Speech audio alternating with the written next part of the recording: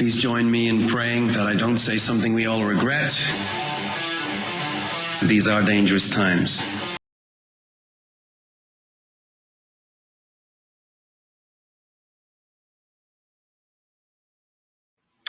Well, I think it's ultimately comprehensible.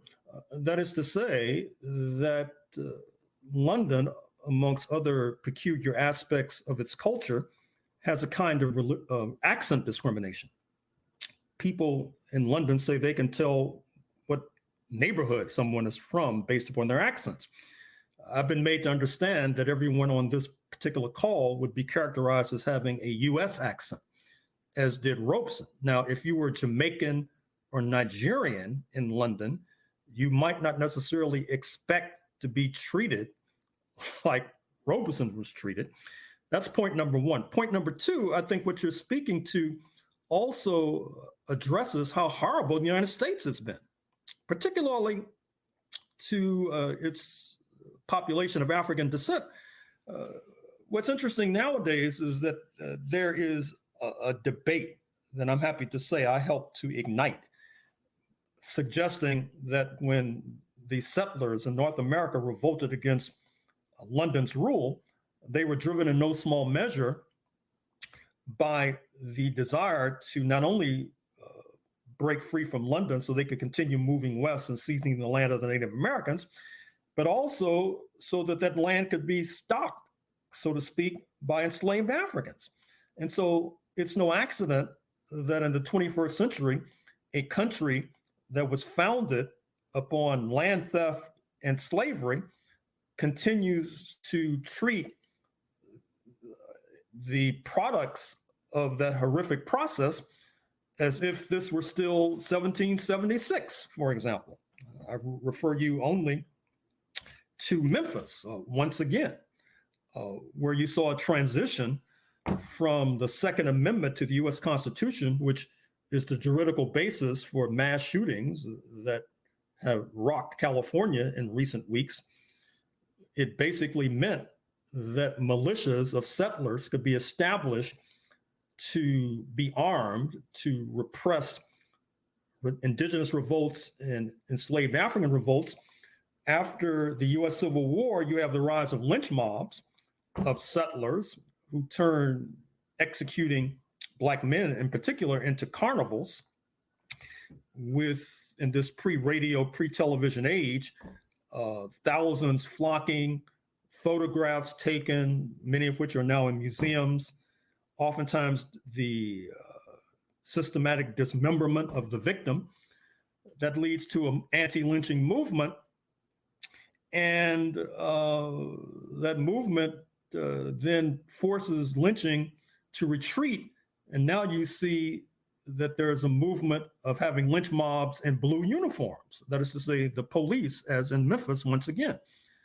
The next point I would make is that it would be a mistake to assume that all of those who are defined as white in this country, which, by the way, is a very expansive definition. It can include those who are Palestinians, for example. It can include those who are Iranian, for example. I've even seen Egyptians, at least certain Egyptians, defined as white as well.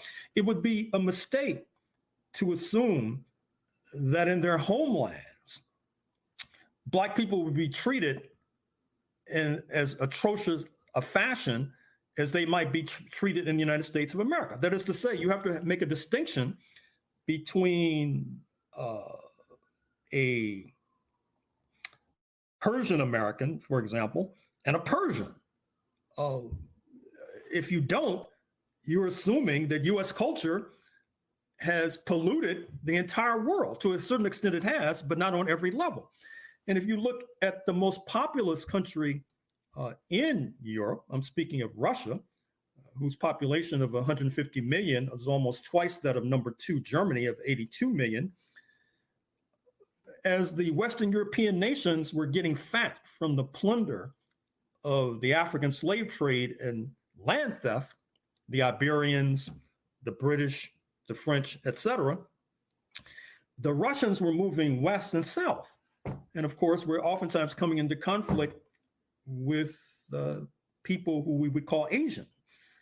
Now, that sets up a contradiction, a central contradiction in European history, which is playing out as we speak. I've written about this, by the way. I think you can find it on the Black Agenda Report website, whereby you see that the Western European nations were world powers, but not necessarily a major power in their own backyard, speaking of Europe. And that leads repeatedly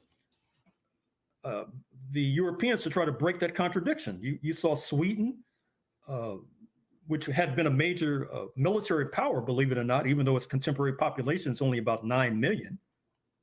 But that's not surprising. The contemporary population of Portugal is only 10 million, and it was ruling Brazil, one of the most populous nations on planet Earth.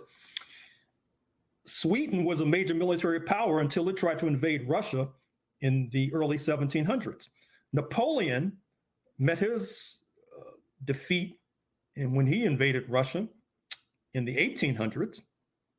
The Western European nations ganged up on Russia in the Crimea War of the 1850s and recruited the sick man of Europe, Turkey, to do so. Russia was then defeated by Japan, and a turning point for the struggle against white supremacy circa 1905. Du Bois, Nehru, Ho Chi Minh, Sun Yat-sen of China all spoke about the importance of that defeat. Russia, in turn, sought to strike back by supporting the Abyssinians, the Ethiopians, when they were invaded by the Italians in the 1890s, for example.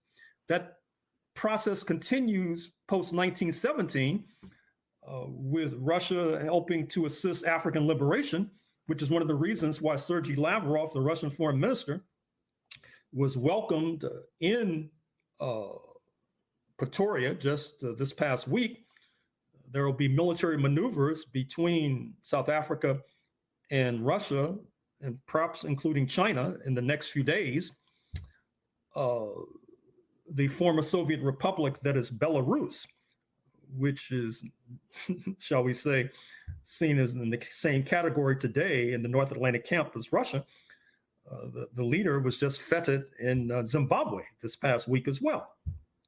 So what I'm trying to suggest to you is that in order to understand the phenomenon that undergirds your question, you have to, A, understand how horrible the United States has been. And you should not expect every country to emulate the horrible nature of the United States of America.